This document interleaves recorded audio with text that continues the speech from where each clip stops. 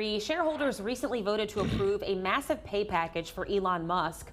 The stocks could eventually hand him around 25% of the stock ownership at Tesla, where he's the CEO, totaling around $1 trillion with a T dollars. Financial advisor with Morgan Stanley, Jim Spiro, joins us to take a closer look at this and what it means for the economy. Jim, good morning. Thanks for being with us. Hiya, Kelsey. And I was going to say, too, on the same token, Rivian, which is another EV manufacturer, announced kind of a similar compensation package for its CEO, but this one a little bit smaller. I'm saying smaller, but it's still $5 billion that it's worth. So, a mere bag of shells. You know, people are hearing these numbers, which sound absolutely insane. How are they doing this, and should anybody be concerned? Well, Jim Spiro isn't concerned. Okay. I have a hunch Kelsey Davis isn't concerned. Seem to me the only people who ought to be concerned are the shareholders who own the company and the board of directors who drew up the contract.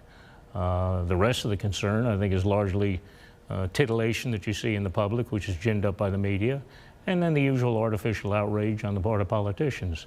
Look, a couple of things need to be said here. First of all, this is all potential money. Okay. The fact of the matter is, Mr. Musk, in order to earn the kind of money that you're talking about, would have to create extraordinary value. I mean, would have to multiply the value of the company to which you referred many, many times. Same with the second individual. I can't speak for everyone else, but if someone's making me a tremendous amount of money and makes an even larger amount of money for himself or herself, that's okay by me. I'll sign on. The fact of the matter is, extraordinary value would have to be created for the shareholders. So all of the people who frequently say, these people and the CEOs and the C-suite, they just sit around and push papers, they really don't do anything, they collect vast amounts of money. If ever there were a contract that people ought to say, this is wonderful, this individual's interests are linked with mine, it's these contracts. The only way they're going to make anything, and in the case of Mr. Musk, he may very well make nothing. The only way they're going to make anything is if the shareholders make a boatload. What, if anything, do these two deals say about the state of the economy, and what, if anything, can or should the U.S. government do about these sorts of deals?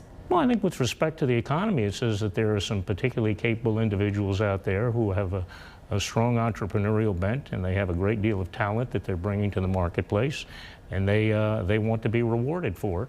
And the shareholders and the board of directors of these companies have seen similarly to give them the potential to accumulate these vast rewards. As to what the government should do, the government should do nothing. As to what the government will do, I suppose they'll come up somewhere between nothing and something foolish. If you look at the things that have created the most value in this world, or certainly among the most, and rewarded the people who came up with these creations tremendous amounts of money, look at the smartphone, look at the personal computer, look at online retail. Those people who have initiated or fostered these developments are vastly, vastly wealthy.